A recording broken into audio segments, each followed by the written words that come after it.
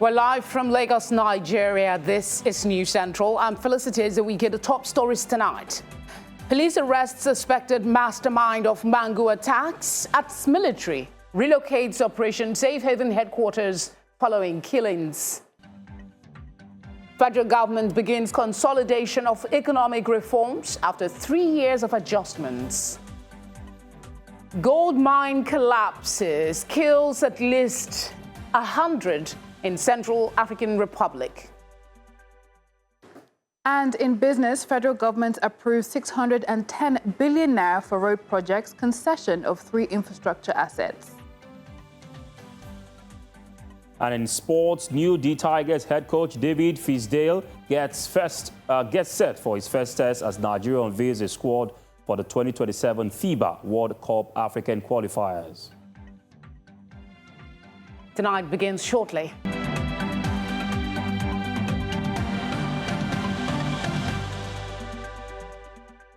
Glad you're here with us. We begin with security matters. Police in Plateau State have arrested a suspected mastermind linked to Tuesday's deadly attacks on Baimpa community in Mangu local government area. Police Public Relations Officer SP Alfred Alabo confirmed the arrest and said investigations are ongoing while other suspects remain at large. The attack, which occurred in the early hours of Tuesday, left 25 people dead and 4 others injured. Local sources say it was the 3rd reported attack. Meanwhile, the General Officer commanding 3 Division, Major General Maxwell Dangana, has relocated his tactical office to Mangu for 2 weeks. The move is part of Operation launched to target terrorists and restore security. The army says additional troops and equipment have been deployed to support the operation. The Nigerian Army has commenced Operation Hadnot in Mangu local government area of Plateau State following Tuesday's attack on Bimpa village that left 25 people dead. The General Officer commanding 3 Armored Division and Commander of Operation Enduring Peace, Major General Maxwell Dangana, relocated his tactical headquarters from Jos to Mangu to oversee the operation. The military says the deployment is part of measures to strengthen security and restore calm in the area. Speaking to troops at the forward operating base in Mangu, Major General Dangana directed them to maintain professionalism and operate within the rules of engagement.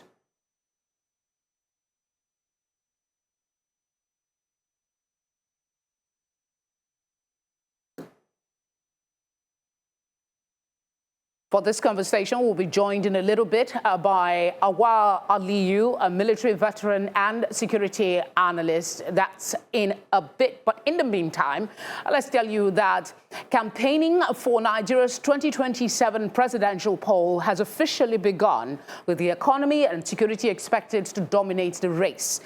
President Bola Tinubu is seeking a 2nd term after introducing major economic reforms, including the removal of fuel subsidy. The policies have been praised by economists and investors, but triggered a cost of living crisis, with inflation peaking at 34% before easing to 15.4% in July. Meanwhile, Nigeria continues to face insecurity from armed groups, including terrorists and bandits. Political analysts say a divided opposition could work in Tinubu's favor, while voters are expected to focus heavily on economic conditions and their impact on livelihoods. Let's tell you now that Governor Ademola Adeleke has announced a 500 million naira endowment fund for victims of pre-election violence in the state. Adeleke made the announcement on Wednesday while receiving his certificate of return from the Independent National Electoral Commission, INEC, following his re-election. The governor's special assistant on digital media, Olalekan Badmus, says the fund was established by the state government in honor of those who died in the violence. It says the Adeleke family will also provide full scholarships up to university level for children of victims, regardless of political affiliation. The Minister of the Federal Capital Territory, Nyesom Wike, says the APC would have won the recent Osun governorship election if President Bola Tinubu had deployed the machinery of the federal government to secure victory for the party. Wike, a member of the opposition PDP, says the president deliberately allowed the election to proceed without federal interference, suggesting the outcome could have been different if Tinubu had wanted an APC victory at all costs. The FCT minister spoke while inspecting flood-prone areas in Maitama, Abuja, where he said his involvement would have changed the outcome of the polls. Staying with election matters, ahead of the 2027 general elections, the National Democratic Congress in Abia State has unveiled its candidate for various elective positions. Presenting the candidates, the state chairman of the party, Ako Otuloma, said the NDC is in Abia to stay and what he described as free the people from years of alleged misrule. Atuloma said the exercise was aimed at clarifying the party's candidates and discouraging rumors and impersonation. He urged supporters to remain loyal to the NDC, promising equitable distribution of the dividends of democracy across local communities. He also called on voters to emulate the Osun example by voting for candidates of their choice, regardless of inducements allegedly offered by money-bag politicians. I na-achọ ime ka unu mara na ọsọ ahụ ebiela. Ndị pati wepụtakwara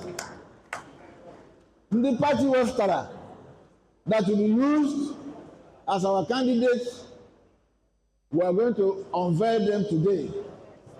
When we unveil them, it's for you to know. Because when you go to the social media, you see a lot of people parading themselves as candidates. Today, Omega matter those who are our candidates, those you'll be working for, those that their list has gone to our leader, the sons of NDC with sons of liberation. NDC has come to liberate Abia State.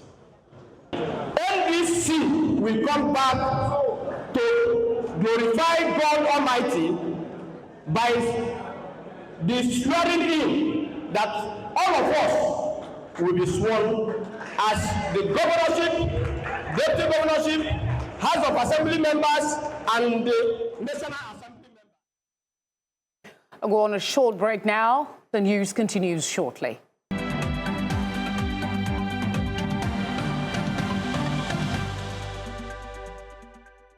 Thank you for staying with us as campaigns begin ahead of 2027 election, and we're just off the Osun elections.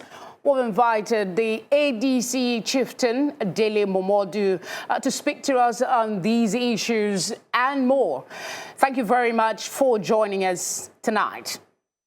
Campaigning has already begun for the 2027 presidential election. But before we get to that, I would like your quick reaction to the FCT minister's comment on the just concluded Osun governorship election, that if the federal might had been deployed, perhaps the results would have been different. I think it was a very, very unusual, uncommon, and unfortunate statement for a minister of the Federal Republic of Nigeria to make. But nothing is beyond our friend, Nyesom Wike, the minister of the Federal Capital Territory. When I listened to him, I had to respond instantly because I knew that was an empty boast. If he had been in Osun, he would not have achieved anything. He is not bigger than the Senate president and all the governors who carried themselves to Osun to try to deliver Osun to APC. But the danger in his statement must be noted, especially as we approach January 2027. Wike is already telling us that he's going to be the chief enforcer to perform his usual magic. The only way APC can win the next presidential election and all the governorship elections? It's very simple. They will need to repeat what they attempted in Osun and failed woefully. I need to also remind Nyesom Wike, in case he has already forgotten, that 5 of them abandoned PDP in the last election, and 3 of them from Abia, Enugu, and Benue State, the governors, 3 of the G5 governors attempted to win senatorial seats in their respective states and also failed spectacularly. So that is to tell you that governors don't have the power of life and death. Wike would have to divide himself into 36 states plus Abuja for him to perform the kind of magic he thinks he can perform. That's my attitude to it. And the federal government, especially President Tinubu, should be very careful moving forward. The whole world is interested in Nigeria. Nigeria is the biggest, the largest black population on earth. If anything goes wrong in Nigeria and there is a genocide, you can imagine how it will affect the whole world.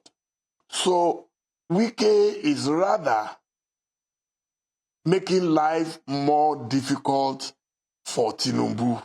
One of the reasons I believe they lost Osun was the boastful nature of the Fadansis and the Wole Okes, who turned themselves into demigods in Osun, but they could not deliver at the end of the day. All right. The government has said the removal of petrol subsidy has saved Nigeria about 15.8 trillion naira in 30 months. With those savings being highlighted as a major economic gain, what's your thought on how voters will be persuaded? Will they be persuaded by such figures, or will they ultimately judge the government by how the reforms have affected their daily lives and purchasing power?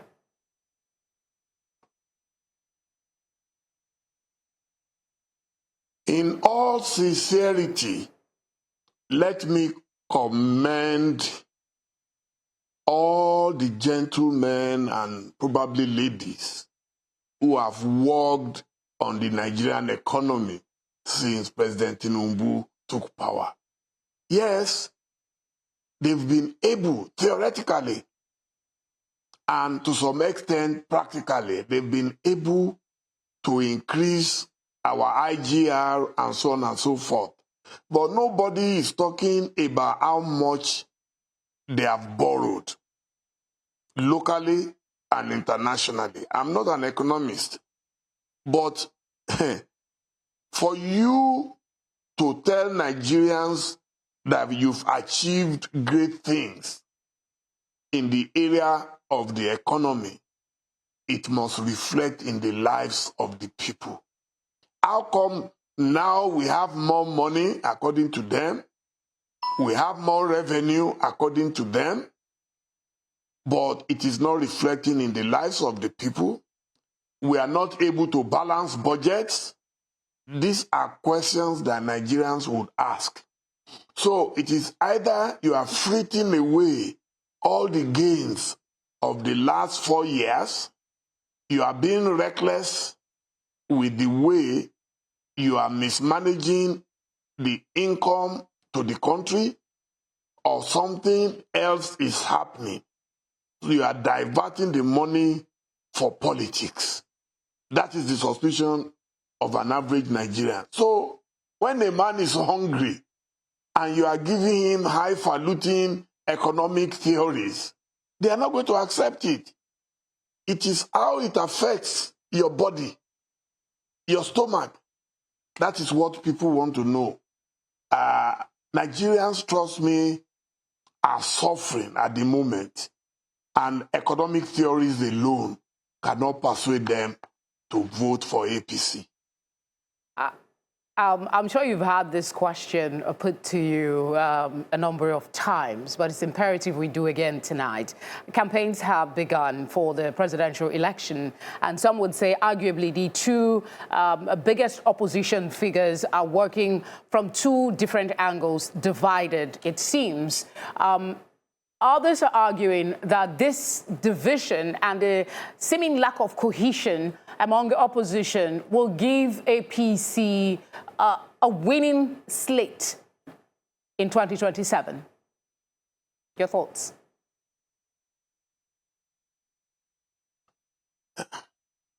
If you ask me this question in my sleep, I will answer it the same way.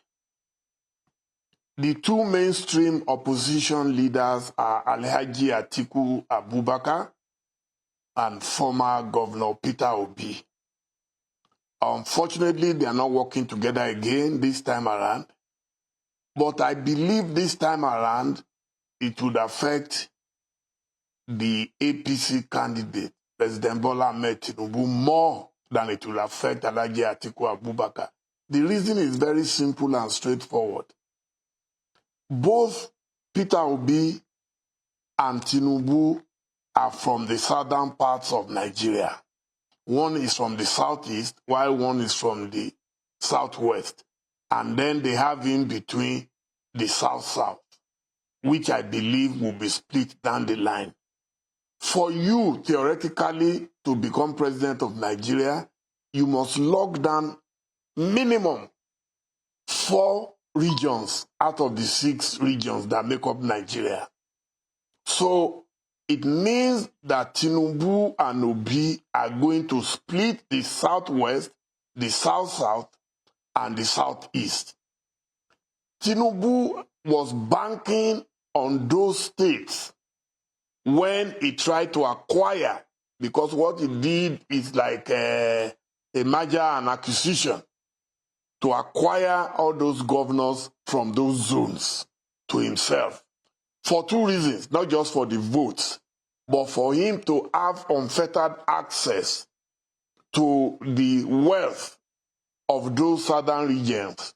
So those governors come from the richest, the wealthiest regions of Nigeria. So Tinubu has locked them down.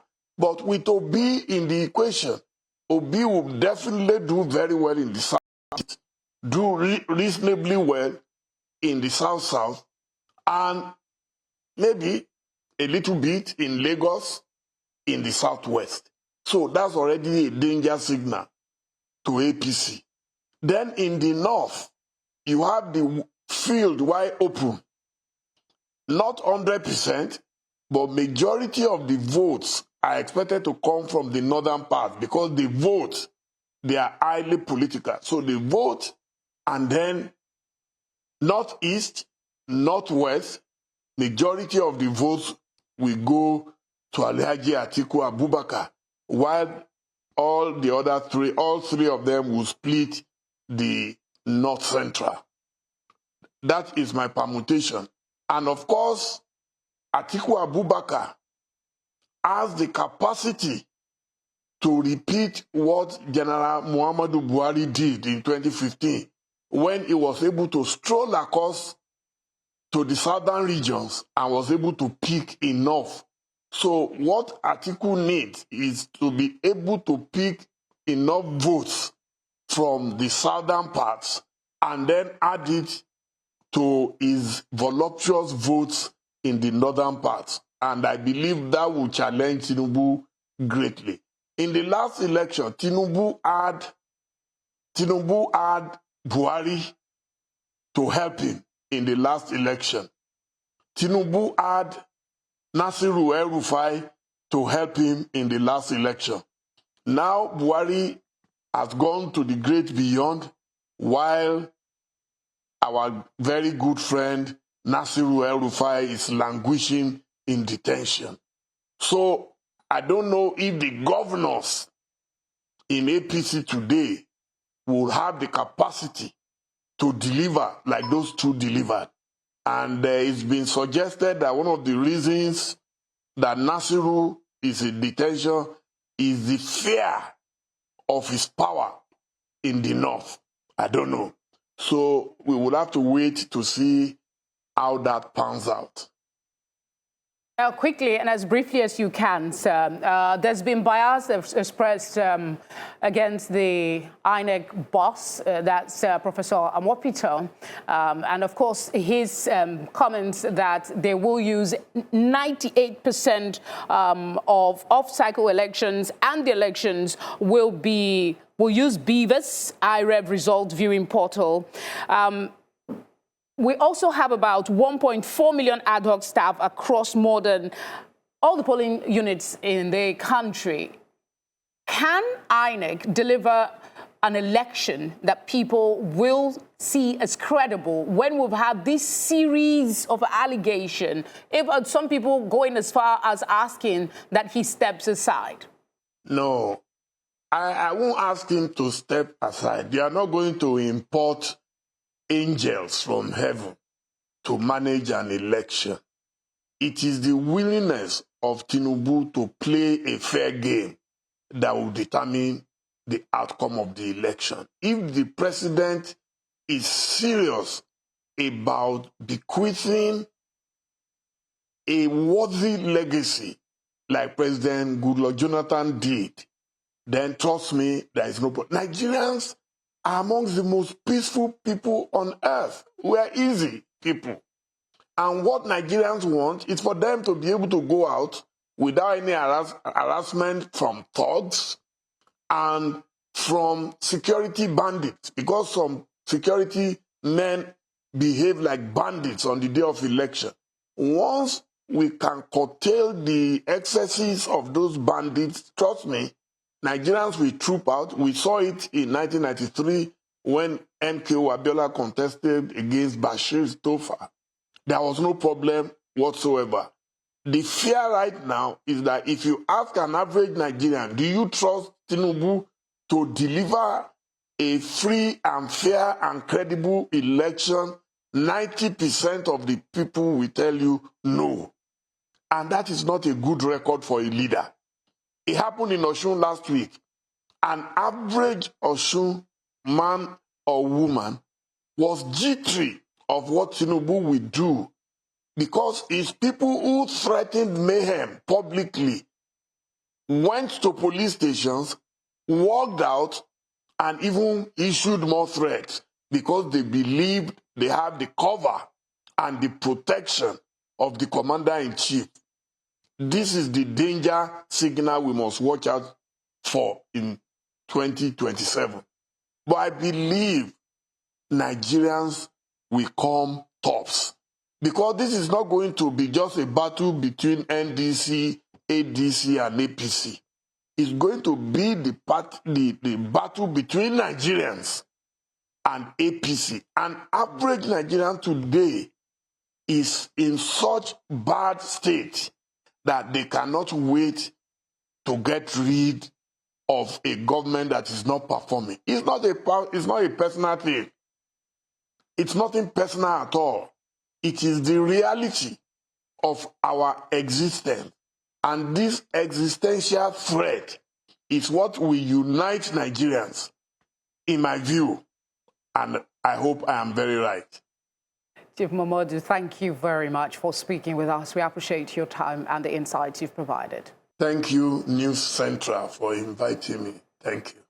Nigeria's economy grew by 3.9% in the first quarter of 2026, even as renewed inflationary pressures continue to weigh on households and businesses. Speaking at the Nigerian Industrialization and Competitiveness Forum, NESG Chairman Olani Yusuf said the next challenge is to turn economic gains into stronger industrial capacity and jobs. News Center's Love Ikuku Oyedokun reports. Nigeria's economic performance in the first half of 2026 presents a mixed picture. While GDP grew by 3.9% in the first quarter, external reserves rose to $51.5 billion and the naira appreciated by 11%. But inflation climbed to 15.9% in June, driven largely by higher food, fuel, and transportation costs. On the fiscal front, fiscal revenue management continues to be challenged. Our revenue improved from 1.5% of GDP in Q1 2025 to 2.8% in the first quarter of 2026, while government spending remained relatively high at 7.1% of GDP. Albeit, this is a reduction from the 9.0% recorded in the first quarter of 2025. This has resulted in an estimated budget deficit of 4.3% of GDP in Q1 2026. Yusuf says infrastructure, access to long-term capital, and effective implementation of the Nigeria industrial policy will be critical to sustaining growth. Global supply chain disruptions have reinforced the urgency for Nigeria to reduce its dependence on hydrocarbon revenues by strengthening and diversifying its non-oil export base. Without a more diversified and competitive industrial sector, Nigeria will remain heavily reliant on imported intermediate inputs and also on finished manufactured goods, leaving the economy vulnerable to external shocks. NESG Interim Director of Research and Development, Dr. Joseph Ogebe, projects full-year growth of 4.2%, driven mainly by services, ICT, and financial sector activity. The manufacturing sector and also agricultural sector, we expect moderate improvement in these sectors, right? And what will drive the improvement in manufacturing sector will be as a result of some of the positive gains we've seen from the reforms, either from your exchange rate, stability, improved business confidence, and also improvement in the business environment, right? We expect this to contribute to modest growth in the manufacturing sector. A lot has been said about AFTA, that we should take opportunity about it. And also, a lot have been said about our regulations. And today, a silent point was mentioned about legal. So I believe that Nigeria, we need to look better into our framework, our legal framework particularly, and also strengthen our policies to make sure that they are actually aligning to industrialization. For businesses, stakeholders say the priority now is execution, ensuring policies translate into investment, production, and greater competitiveness, including through opportunities under the African Continental Free Trade Area. After the message from the forum, economic growth will mean little if it does not translate into productive capacity and better opportunities for Nigerians. In Lagos, for News Central, Love Ikuku Oyedokun. Nigeria's economic reform program is entering what the federal government describes as a new phase of consolidation after more than 3 years of major fiscal and structural adjustments. This was made known in Abuja as the Federal Ministry of Finance presented a reform scorecard highlighting the gains, challenges, and next steps in the country's economic management. Our correspondent, Chisom Okafor, was live at the event and brings us this report. The Minister of Finance and Coordinating Minister of the Economy, Taiwo Oyedele, led a review on what the government describes as progress made since the removal of fuel subsidy, which they said was crippling the country. For the past 3 years, the administration of President Bola Ahmed Tinubu, DCFR, has embarked on major reforms to address age-long economic challenges. The removal of a fuel subsidy that was quietly bankrupting the country. The government acknowledged the difficulties that Nigerians have faced since the removal of the fuel subsidy while promising transparency. We recognize that it has required sacrifices and adjustments from individuals, families, businesses, and communities across Nigeria. Those decisions came at a real cost, and we're not here to pretend otherwise. Prices rose. The naira adjusted sharply. Households and businesses felt it, and many still do. The Minister of Information and National Orientation, Idris Mohammed, said that citizens have a right to know the outcome of the decisions government makes on their behalf. Citizens have a right to know the financial implications of major economic decisions taken on their behalf. They have a right to know what resources have been freed up, what these resources mean for the Federation, and how the benefits of these reforms are being translated into tangible improvements in their lives. Responding to News Central's correspondent's question, the Minister of Finance, Taiwo Oyedele, gave a self-assessment score on the economy so far under the current administration. Chisom from News Central says, how would I rate the government out of 10? They asked me to do self-assessment. I will give the government an easy 7 out of 10. And the reason why it's not more than 7 is because it is work in progress. We'll give you the final score when you see income levels rising faster than prices. When you see the middle class in their millions making money. When we see economic growth at least 7%. When we see our GDP heading towards 1 trillion, then we do 10 over 10 because we don't want to be complacent. As the government seeks to show how tough policy decisions since 2023 are translating into improved macroeconomic and microeconomic indicators, Nigerians will be hoping that these decisions translate into better living conditions. In Abuja for News Central, Chisom Okafor. Many thanks, Chisom. Eziale Magbon is a policy and energy expert. He joins me now to discuss this further. Thank you very much, sir, for being here with us. The government says petrol subsidy removal generated 15.8 trillion naira in resources for the Federation between June 2023 and December of 2025. From an energy and fiscal policy perspective, how significant is this figure? And what does it actually tell us about the impact of subsidy removal? Well, the figure is wrong. They are just putting figures there that cannot be defended. First of all, there was little or no savings, actually due to the increase in petroleum prices. When you say 15.8 trillion was saved, you are saying that about $11.9 billion was saved in 31 months, almost $12 million a day. That figure does not have anything to do with the reality on the ground. First of all, there was actually no subsidy whatsoever.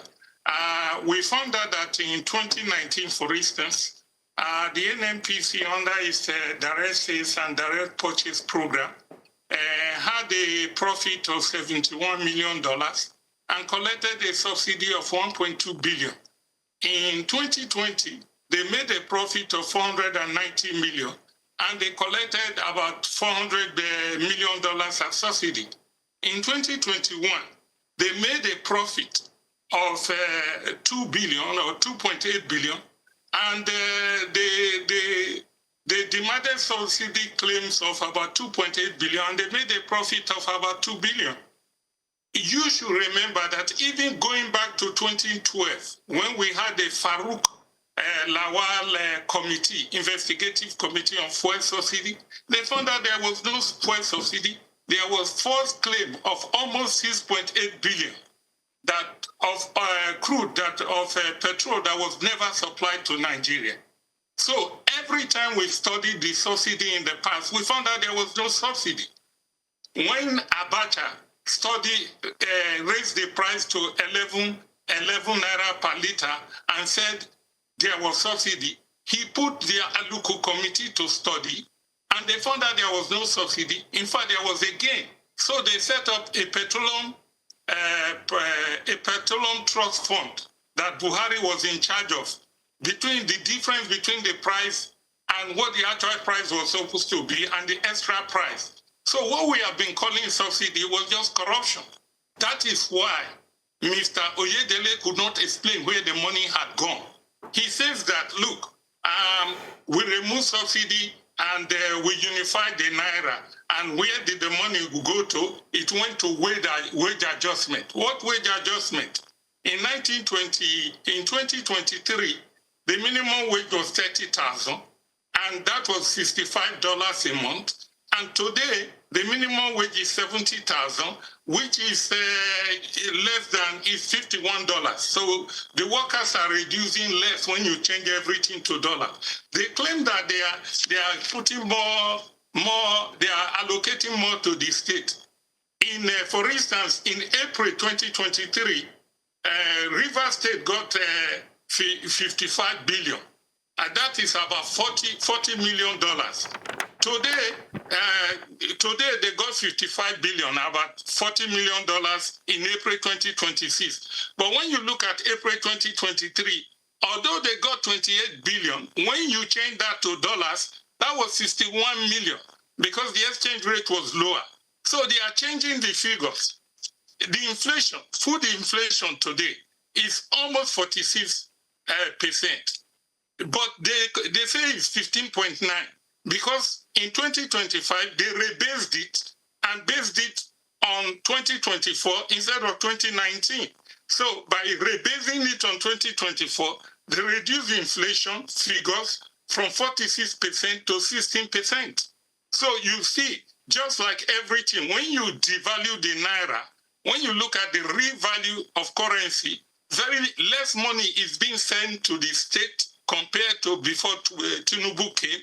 Less money is being paid to the workers, and less money is being spent in the country. That is why there is hunger. That is why 63% of the working class of the population of Nigeria are under the poverty level. When you say you save money and everybody asks you, where has it gone? You cannot explain it because the reality facing the people is hunger and poverty, and life is becoming brutish for the Nigerian people. So it's not every change that is a reform. It's not every change that is progress. Some change lead to underdevelopment. The two policies of increasing petrol prices and devaluing the naira led to increased underdevelopment of the Nigerian economy. You do paint a very dire picture. I wish we had more time to explore this further. Hopefully, we will do in subsequent bulletins. Thank you for your time. I hope your reality does not show that your case is improving. Like all Nigeria, our reality is that the case is getting worse. Quite unfortunate. Thank you for your time again, sir. Tonight returns with stories outside our shores, and then we have business, sports, and entertainment news. Stay with us.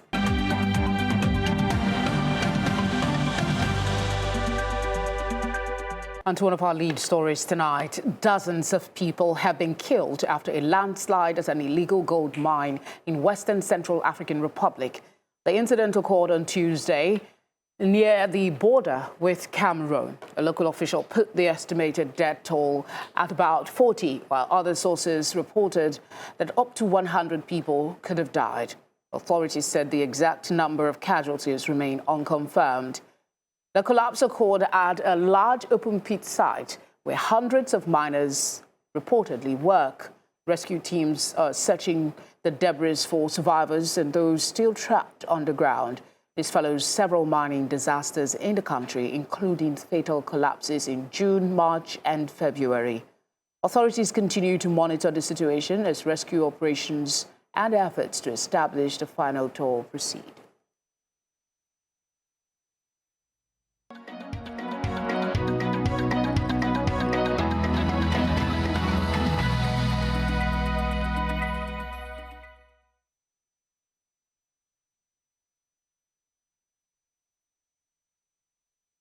In business, Nigeria's Federal Executive Council has approved about 610 billion naira for road projects and the concession of 3 infrastructure assets as the government seeks greater private sector participation in infrastructure financing. Works Minister of State Bello Goronyo disclosed the approvals after the FEC meeting in Abuja. Projects include the 159.8 billion naira Adeleke, Iyaramoko, Itaure, Osun border road, the 74.5 billion naira rehabilitation and upgrade works covering roads in Ogun and Rivers State, and the 54.5 billion naira phase 2 upgrade of the Adeleke Babalola University Road. The government says the move is aimed at addressing infrastructure gaps while attracting private capital into the sector. And coming down to the Nigerian exchange, Wednesday marked the third consecutive trading day in the red this week. The market declined yet again, this time around 0.36%. This brings the all share index to 240,750.47 points, and we have the market capitalization now down to 155.4 trillion naira. Arada Holdings, we know, was a big drag on the markets today, and we'll see that in sectoral performances. Oil and gas, the hardest hit, down 4.43%. Of course, Arada accounted for most of that dip. We also have all other sectors in the red, aside from insurance making a substantial rebound, up 2.42% today. And that's it on the NGX and Business Tonight. I am Joanna Mustafa. Up next, sports.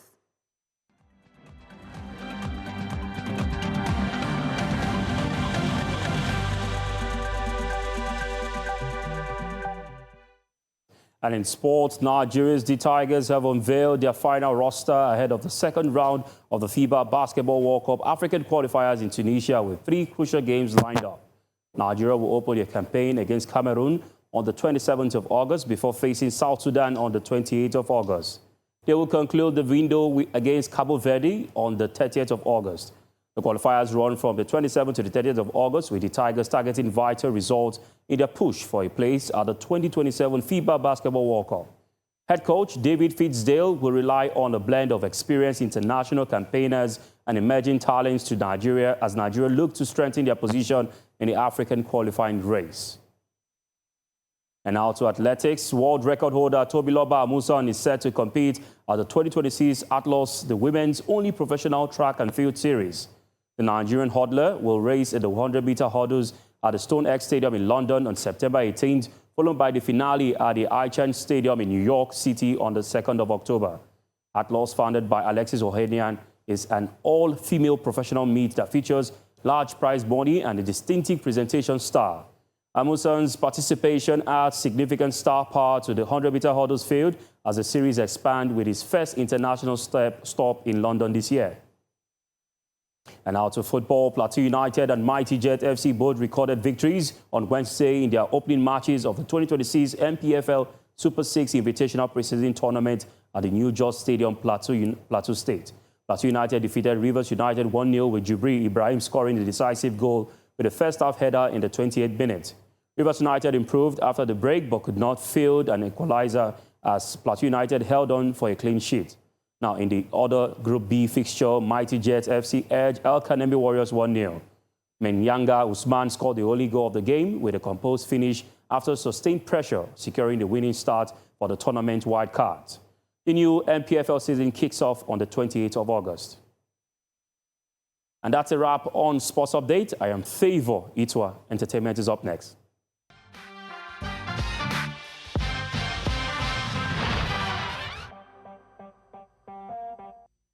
Tonight in entertainment news, Nigerian singer Niniola is set to release a new tribute EP titled Without You this Friday.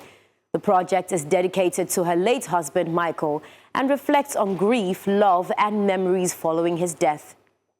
Niniola says the project came from one of the hardest places in her life, describing the music as an expression of the emotions that followed her loss.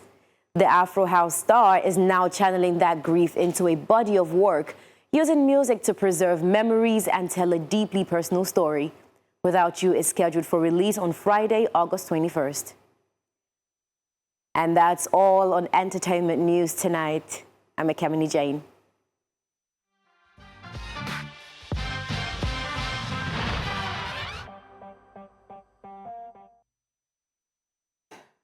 That's our news tonight. As always, we'll appreciate your feedback and your eyewitness report. Please share them. Use the number being displayed now on your screen. You can follow us on all social media platforms at News Central TV to do that as well. Live programming is on DSTV channel 422, GoTV channel 23, Star Times channel 274, Avo TV, and on YouTube. Thank you for watching. Good night.